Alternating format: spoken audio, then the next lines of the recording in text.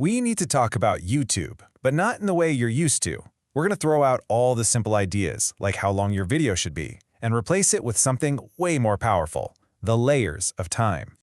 Just let that sink in for a minute. You pour your heart and soul into an 8-hour edit, maybe more. And for what? For a viewer to give you, if you're lucky, 2 minutes of their attention before they decide if you're worth their time and click away. This massive imbalance is at the very heart of why being a creator can feel so impossible. You know, the platform itself kind of nudges us to think in these really simple terms. Make a 10-minute video so you can get more ads. Upload every single day to stay in the algorithm's good graces. But here's the thing. That's a trap. It's focusing on one tiny piece of the puzzle and completely missing the big picture of how YouTube actually works. I mean, just look at this. It's like two different worlds colliding. On your side, you've got this carefully planned, linear story that took hours to build. But on their side, it's chaos. They're watching in these little 30-second bursts, skipping ahead, watching on 2x speed, and making a snap judgment almost instantly. You just can't win if you're only designing for your world and totally ignoring theirs. So, okay, if the old way of thinking is a trap, then what's the real map? Well, it's this. It's understanding that there are 4 different, often conflicting, layers of time that are all happening at once for every single video you post. Real success isn't about crushing it in one of these layers. It's about getting all 4 to work together. All right, let's break them down. First, you've got production time. That's the sweat equity, right? The hours you actually spend making the thing. Then there's viewing time, that messy, impatient reality of your audience. After that, you've got algorithm time. This is how YouTube judges your video, not just today, but next week, next month, even next year. And finally, the one everybody forgets, creator's lifetime. That's your energy, your mental health. How long can you keep this up before you just completely burn out? These 4 are constantly at war with each other. And here's the key. When you don't see these layers, you don't fail because you're not talented enough or you're not working hard enough. No, you fail because you're causing these structural accidents. They're totally predictable crashes that happen when you're navigating with the wrong map. So what do these accidents look like? Well, first, there's the belief that more time spent automatically means a better video. It just doesn't work that way. Then there's the 48-hour panic, right? Deleting a video because it flopped, which completely kills its long-term potential.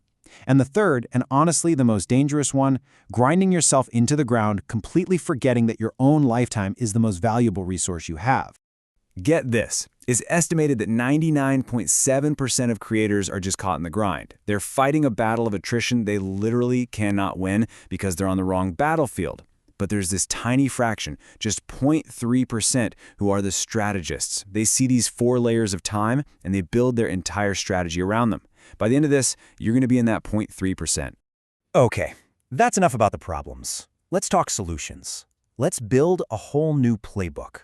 We're going to cover 3 specific strategies to help you redesign your relationship with time so you can stop fighting it and start making it work for you. First up, let's tackle viewing time. Now, a huge mistake people make is they see a low retention score and think, oh, my video must be bad. Nope. 9 times out of 10, it just means your first 30 seconds failed at its one and only job, to give the viewer a reason to stay. So how do we fix it? You gotta re-engineer the very beginning of your videos. Give away the ending, right at the start. Ask a question they can't resist knowing the answer to. Then, a couple minutes in, drop a little mini summary. The goal is to structure your video so that even if someone only watches a quarter of it, they walk away feeling like they got something valuable. That's how you win their time.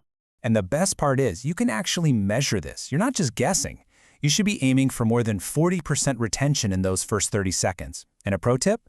Look at your comments. If people are accurately summing up your main points, you know your new structure is working, even for people who are just skimming through. All right, next up, production time. This is all about breaking that toxic belief that more hours automatically equals a better video. It's a classic case of diminishing returns, you know? That extra 5 hours of polish might get you a tiny 1% boost in views, but at what cost to your sanity and your life? The strategy here is to get ruthless and start thinking like a portfolio manager for your own effort. Create different tiers for your videos based on how long they take. Maybe you have your quick 2-hour videos, your standard 5-hour ones, and your big 10-hour projects. Then, for 3 months, you track everything. Which tier gives you the best bang for your buck? Find your sweet spot, and then just stop making the other kinds. This means you have to use the right metrics. Don't just track views per hour of your life you invested. Track subscribers per hour. And this is so important. Track your own mental load on a scale of 1 to 10. If a certain type of video gets views but makes you miserable, its return on investment is actually negative. And finally, let's get in sync with algorithm time. This needs a total mindset shift. You have to let go of the obsession with how a video does in the first 48 hours. So many great videos are sleepers. The algorithm needs time to figure them out and find the perfect audience. If you panic and write it off too early, you're killing that process before it even starts. So the approach here is all about patience. For the first 2 days, your job is to do nothing. Just watch the data come in. After a full week, if the click-through rate is low, make one small change. Tweak the thumbnail or the title, not both. And then a month later, you can start thinking strategically about how to link to it from your other videos, weaving it deeper into the fabric of your channel. So what does success look like here? You're not looking at the initial spike. You're looking for the growth rate after that hype dies down. Is more traffic starting to come from browse and suggested videos? Is your average view duration holding steady or maybe even climbing over time? These are the vital signs of a video that's becoming a long-term asset, one that will keep working for you years down the line. See, when you get these strategies working together, when you finally get those 4 layers of time to align, you get to step off the content hamster wheel. You stop just making videos and you start building a sustainable creative career. And a sustainable channel looks like a healthy investment portfolio. It shouldn't be all one thing. You want a mix. Maybe 20% of your videos are those timely, short-term hits. About half are your steady, reliable, mid-term performers. And a solid 30% are engineered from day one to become those powerful long-term assets. And this isn't some pipe dream. It's a real, predictable path. You start by setting a hard limit on your production time. Within a year, you hit those key milestones. And then the magic starts to happen. Your long-term assets really start to kick in and carry the channel, which allows you to actually make fewer videos while your channel just keeps growing. Now that is sustainability. This is the real goal. It's not just about big subscriber numbers. It's about reaching a state where you have a healthy audience, you're getting consistent views, and you're spending less than 10 hours a week making it all happen. This isn't about luck. This is the repeatable result of a smart strategy. And that really is the heart of it all. You have to stop thinking of yourself as just a video maker and start thinking like a time designer. Your most important decisions have nothing to do with your camera or your editing software.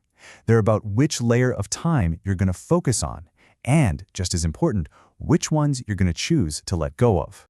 Because at the end of the day, that's the only question that really matters.